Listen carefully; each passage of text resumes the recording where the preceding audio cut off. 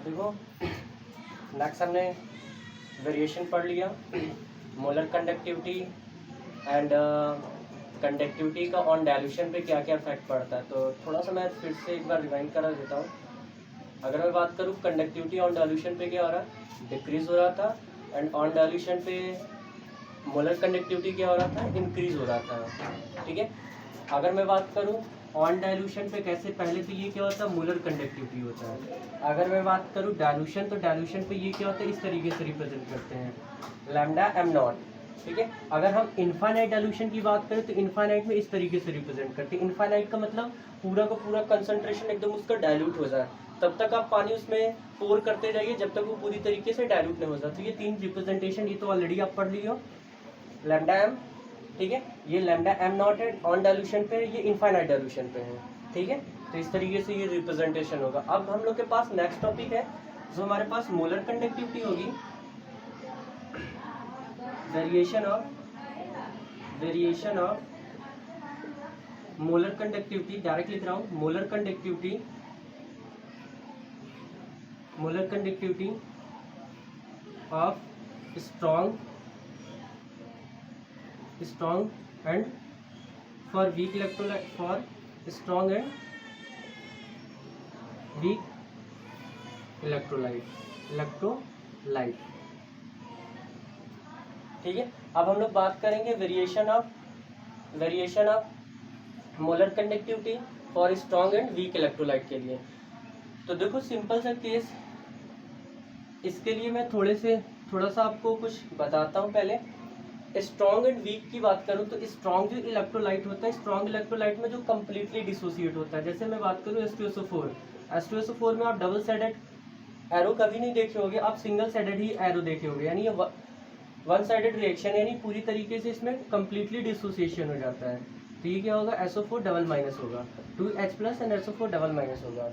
और भी जैसे देख लो HNO3 होता है, तो HNO3 भी कम्प्लीटली डिसोसिएट होता है, H+ एंड NO3-। तो ये कैसी इलेक्ट्रोलाइट हमारे पास है, स्ट्रॉन्ग इलेक्ट्रोलाइट है। वीक इलेक्ट्रोलाइट की बात करते हैं, जैसे एसिटिक एसिड होता है, CH3COOH होता है, ये कम्प्लीटली डिसोसिएट नहीं होता, इस वजह से इक्विलिब्रियम में एग्जिस्ट कर जाता है और दोनों तरफ रिएक्शन यानी फॉरवर्ड भी होता है, बैकवर्ड भी होता है। तो रिवर्सिबल रिएक्शन का फॉर्मेशन, रिवर्सिबल एरो हम लोग लगाते हैं। अब प्रोडक्ट क्या होता है, CH3COO- होता है, और ये क्या होता है, H+ होता है। ये क्या हमारे पास है, ये वीक है। ये कैसा इलेक्ट्रोलाइट है, ये वीक है, और ये कैसा हमारे पास है, स्ट्रॉन्ग है। ठीक है, अब हम लोग को पढ़ना है क्या, वेरिएशन पढ़ना मोलर कंडक्टिविटी में। तो देखो अब हम लोग ऑन डाइल्यूशन पे ही पढ़ना है। ठीक है, ऑन डाइल्यूशन पे क्या क्या क्या करना है, तो कैसे कैसे होगा, तो ऑन डाइल्यूशन पे ही है। तो हम लोग बात करें कि स्ट्रॉन्ग इलेक्ट्रोलाइट तो पहले से ही कंप्लीटली डिसोसिएट हो गया। तो पहले हम लोग यहाँ पे देख लेना, ऑन डाइल्यूशन के पीछे मैंने क्या बताया था, ऑन डाइल्यूशन ये दिमाग में सेट किया है ना, ऑन डाइल्यूशन मोलर कंडक्टिविटी क्या होता है हमारे पास, ये मोलर कंडक्टिविटी इंक्रीज हो रहा था। ठीक है, यही था, ऑन डाइल्यूशन पे क्या हो रहा था, मोलर कंडक्टिविटी क्या हो रहा था हमारे पास, इंक्रीज हो रहा था। अब यहाँ पे बात करें, स्ट्रॉन्ग इलेक्ट्रोलाइट है, वो पहले से ही कंप्लीटली डिसोसिएट है, तो अब उसमें वाटर हम लोग मिलाएंगे तो वो ज़्यादा उसमें वेरिएशन नहीं होगा। हम लोग ग्राफ पढ़ेंगे तो उसमें ज़्यादा वेरिएशन नहीं होगा। ठीक है, तो ग्राफ हल्का सा बेंड यानी नीचे की तरफ जाएगा, बट वो पैराबोलिक टाइप का नहीं होगा। बट हम लोग वीक इलेक्ट्रोलाइट के लिए पढ़ें तो ये क्या होता है, कंप्लीटली डिसोसिएट नहीं होता है। जैसे जैसे आप पानी मिलाते चले जाते हो, इसकी कंडक्टिविटी और क्या होती चली जाती है, बढ़ती चली जाती है। यानी स्ट्रॉन्ग इलेक्ट्रोलाइट के लिए मोलर कंडक्टिविटी ऑन डाइल्यूशन पे लिटिल बिट वेरिएशन होता है, यानी जो ग्राफ होता है वो थोड़ा बहुत फ्लक्चुएट करता है, बट इसके लिए पूरा पूरा क्या होगा, फ्लक्चुएट करेगा।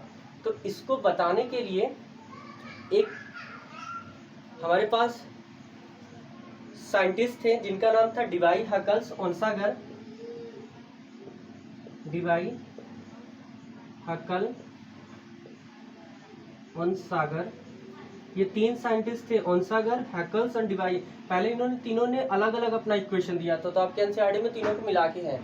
ठीक है, तो ये तीन साइंटिस्ट थे, डीवाई थे, हैकल्स से ओनसागर, तो ये तीनों मिला के क्या किया था, एक इक्वेशन दिया था जिसका नाम रखा गया था डीवाई हैकल्स ओनसागर इक्वेशन। इन्होंने एक ग्राफ प्लॉट किया। ग्राफ किसके थी, पहले इक्वेशन क्या था हमारे पास, lambda M equal to lambda M naught minus A under root C, ये इक्वेशन था। ठीक है, ये कौन सा इक्वेशन हमारे पास, इस इक्वेशन का नाम क्या है, डिवाई-हकल-सोनसागर इक्वेशन है। डिवाई-हकल-सोनसागर इक्वेशन में क्या आता है, delta M, sorry lambda M, तो लैम्डा एम क्या होगा हमारे पास, लैम्डा एम इस तरीके से होगा, तो ये क्या मोलर कंडक्टिविटी, ये लैम्डा एम नॉट है, तो ये क्या हो जाएगा हमारे पास मोलर कंडक्टिविटी ऑन डाइल्यूशन पे है, और ए क्या है कांस्टेंट है, सी क्या है कंसंट्रेशन, ये किसका इक्वेशन है, डिवाई-हकल-सोनसागर। एक्चुअल में ये आपको एकदम सिंपल फॉर्म में दिया गया है। एक्चुअल में इसमें जब बहुत सारे डाटा होता है, जब नेक्स्ट क्लास का मीन्स आप जब बीएससी या एमएससी करोगे तो उस वाले केसेस में ये बहुत बड़ा इक्वेशन होता है, तो यहाँ पे एकदम मॉडिफाई करके आपको प्रोवाइड किया गया है, ठीक है, हालांकि ज़्यादा यूज़ नहीं है। तो इन्होंने क्या किया, इसको ग्राफ प्लॉट किया, किसके किसके बीच ग्राफ प्लॉट किया हमारे पास, किसके किसके बीच ग्राफ प्लॉट किया हमारे पास, लैम्डा एम, मोलर कंडक्टिविटी और कंसंट्रेशन के बीच है। अब हम लोग चलो देखते हैं किस तरीके से ये ग्राफ आया। ये ग्राफ मोस्ट इम्पोर्टेंट है,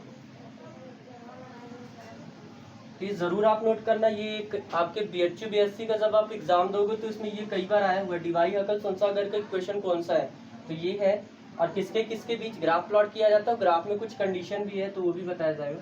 तो अभी आप देखना यहाँ पे,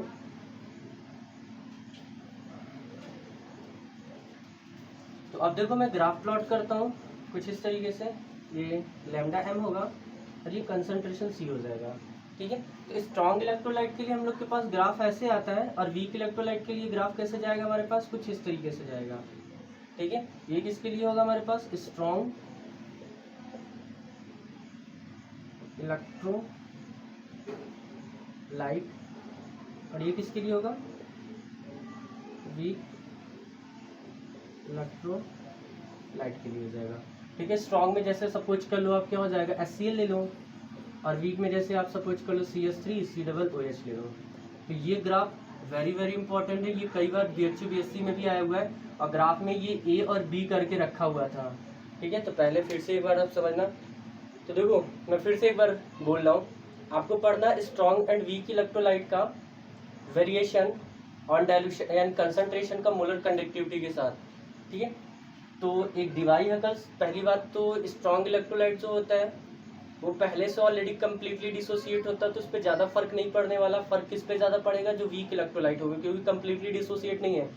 जब ऑन डाइल्यूशन करोगे तो क्या होगा, धीरे धीरे पानी मिलाओगे तो कंडक्टिविटी धीरे धीरे, मोलर कंडक्टिविटी धीरे धीरे क्या होती जाएगी, बढ़ती चली जाएगी, ठीक है।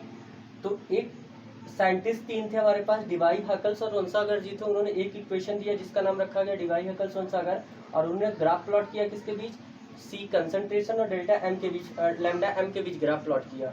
तो कुछ इस तरीके का उन्होंने ग्राफ देखा, स्ट्रॉन्ग इलेक्ट्रोलाइट के बीच जो ग्राफ होता है वो इस तरीके से, क्योंकि ऑलरेडी मैंने बताया था जो फिगर होता है, जो फॉर्मूला था क्या था हमारे पास, लैम्डा एम इनवर्सली, ये पहले फॉर्मूला था, lambda M kappa into 1000 upon C था, सी और लैम्डा एम में क्या रिलेशन था, lambda M inversely proportional 1 upon C है, तो फॉलो कर रहा है।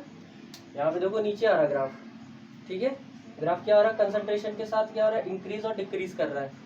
तो स्ट्रॉन्ग इलेक्ट्रोलाइट के साथ ज्यादा वेरिएशन नहीं हो रहा, और ये क्या हो रहा है, स्ट्रेट लाइन दे रहा है। तो स्ट्रेट लाइन का रीजन क्या है, स्ट्रेट लाइन का रीजन बस यही है कि स्ट्रॉन्ग इलेक्ट्रोलाइट कंप्लीटली डिसोसिएट है, उस पर ज्यादा इफेक्ट नहीं होगा, बट लिटिल बिट इस वजह से कर रहा है क्योंकि कुछ ना कुछ उसमें इंटर इलेक्ट्रॉनिक फोर्स होता है, और उस पानी मिलाने पे वो क्या होता है, फोर्स रिड्यूस हो जाते हैं, और रिड्यूस होने की वजह से वो ग्राफ हल्का फुल्का क्या होता है, फ्लैक्चुएट करता है, क्लियर। और जो हमारे पास वीक इलेक्ट्रोलाइट होता है कंप्लीटली डिसोसिएट नहीं होता है, जैसे ही आप करते हो तो क्या होता है, पूरी तरीके से इस तरीके से वेरिएशन करना स्टार्ट कर देता है, ठीक है। तो ये आप जरूर याद रखे रहना, जो ये वाला ग्राफ होगा ये ए स्ट्रॉन्ग के लिए होगा, और ये किसके लिए, वीक के होगा।